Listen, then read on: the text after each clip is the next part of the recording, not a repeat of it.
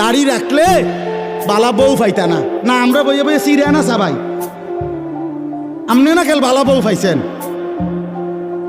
আমরা হুজুররা বসে বসে আপনি কি বনে না খাই হুদা? কি বলেন আপনি এগুলো? এই সমস্ত বাজে কথার কোনো অর্থ আছে কি বলেন না কেন? শয়তানের ধোঁকা ছাড়া আর কিচ্ছু না, নফসের ধোঁকা ছাড়া আর কিচ্ছু না।